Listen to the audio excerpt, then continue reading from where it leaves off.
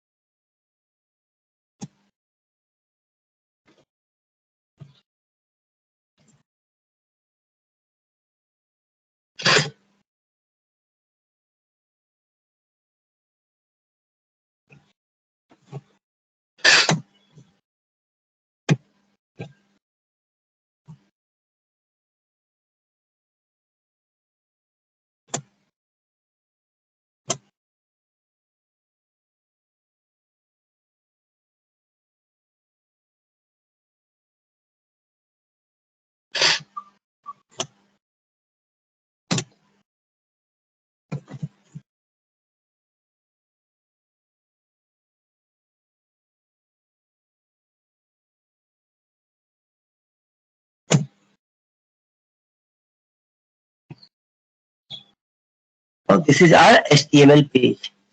Now I'm going to apply font property for these two paragraphs. Okay.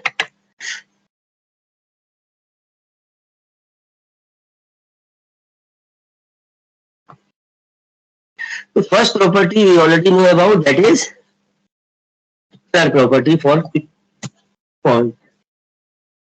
Now both paragraphs will appear with red color. Now next property is font family. नई property नहीं है font family. आप लोगों ने MS word use किया. MS word के अंदर जब आप टाइम्स न्यू रोमन, कुरियर, अलग अलग फॉन्ट स्टाइल लेते हैं ना कि कौन सा यूज करना है, टाइम्स न्यू रोमन, कुरियर, मोनोस्कोसिवा, ये वही प्रॉपर्टी है. यहाँ पे आप कोई सा भी एक स्पेस, कोई सा भी एक स्टाइल ले सकते हैं. जैसे हमने कह दिया, मैंने ले लिया मोनो स्पेस. ऐसे ही बहुत सारे ऑप्शंस अवेलेबल हैं, आप चेक कर सकते हैं. Next property is the size of font, that is font size property. कितना font size देना है, हमने कह दिया 20 px.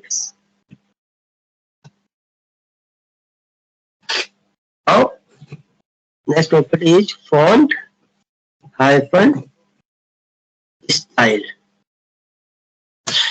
बेसिकली आप किस टाइप का स्टाइल चाहते हैं फॉन्ट के साथ में. Like you want normal style of font, और you want italic kind of font, और यू वांट ऑब्लिक.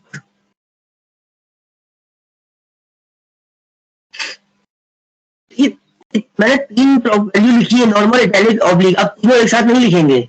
आपको इन तीनों में से जो भी स्टाइल आपको पसंद आए, जो भी स्टाइल की आपकी रिक्वायरमेंट है, इन तीनों में से कोई एक आप पिक कर लेंगे. Pick any one from these 3, normal, italic and oblique, any style.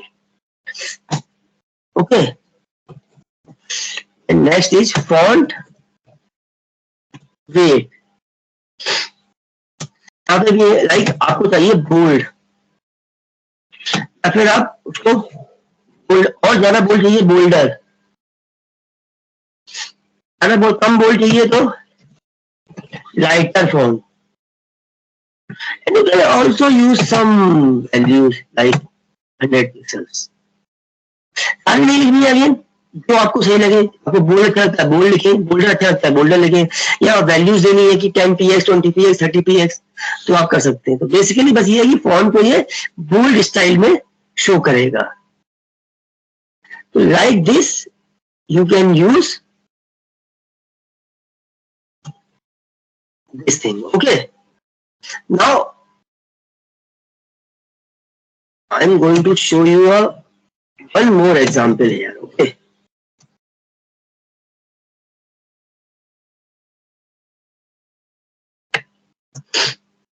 now I'm going to show you the showing the use of text transform property.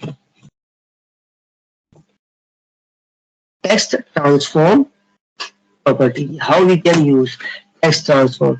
तो basically text transform property हम क्यों यूज करते हैं? अगर आपको कोई भी कंटेंट, कोई भी एलिमेंट के जो आप कुछ टाइप करते हैं इन्फॉर्मेशन, या फिर आप कुछ ऐसे ही डिस्प्ले कराते हैं, आपको लोअर केस में चाहिए, अपर केस में चाहिए, सपोज कीजिए इन्फॉर्मेशन अपर केस में आ रखी है, बट आप चाहते हैं कि वो लोअर केस में कन्वर्ट हो जाए, तब आप यूज कर सकते हैं। इन्फॉर्मेशन लोअर केस में आप चाहते हैं कि अपर केस में कन्वर्ट हो जाए, तब आप अपर केस में यूज कर सकते हैं। या फिर आप चाहते हैं कि हर एक वर्ड का फर्स्ट लेटर कैपिटल लेटर में आ जाए, तब भी आप इस प्रॉपर्टी को यूज कर सकते हैं, टेक्स्ट ट्रांसफॉर्म को यूज कर सकते हैं। या आप चाहते हैं कि इनमें से कोई भी ना आए, बाय डिफॉल्ट जो है जैसा है एज इट इज ही रहे, तो भी आप इसको यूज कर सकते हैं। इसके लिए 4 वैल्यूज हैं हमारे पास, और 4 वैल्यूज आपको यहाँ बता देता हूँ कि लेकिन अप्लाई कैसे करेंगे। सिंपली आप यहाँ पे लिख देंगे टेक्स्ट हाइफन ट्रांसफॉर्म। देखिए नन, पहली वैल्यू है नन। अगर आप कोई भी फॉर्मेटिंग नहीं चाहते तो आप नन लिख दीजिए। दूसरी हमारे पास कैपिटलाइज। कैपिटलाइज का मतलब होता है कि अगर आप चाहते हैं कि हर एक वर्ड का फर्स्ट लेटर, जैसे यहाँ पे हेलो और स्टूडेंट है, स्टूडेंट्स है, हाउ आर यू है, हाउ आर यू में H capital, A capital, U capital, तो this is the capitalise form, ये ऑलरेडी है। तो ऐसे ही अब हेलो स्टूडेंट्स में एच और एस कैपिटल हो जाएगा, ये कैपिटलाइज फॉर्म हो गई। लोअर केस, लोअर केस में क्या होगा, जितने भी लेटर है वो सारे के सारे लोअर केस में डिस्प्ले हो जाएंगे। जैसे हमारे यू में एच, ए और वाई कैपिटल है, ये अपने आप स्मॉल केस में हो जाएगा।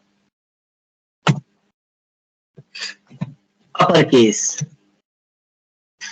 जितने भी लेटर लोअर केस में है वो सारे के सारे अपर केस में हो जाएंगे। अपर केस वाले तो अपर केस में ही रहेंगे, लेकिन लोअर केस वाले भी, जैसे हेलो स्टूडेंट में सब कुछ लोअर में है, सारे के सारे अपर केस में हो जाएंगे। हाउ आर यू में एच, ए, वाई तो पहले से ही अपर केस में है, अब बाकी जो है O, W, R, E, O, U, ये सारे भी अपर केस में डिस्प्ले हो जाएंगे। तो like this you can apply text transform property.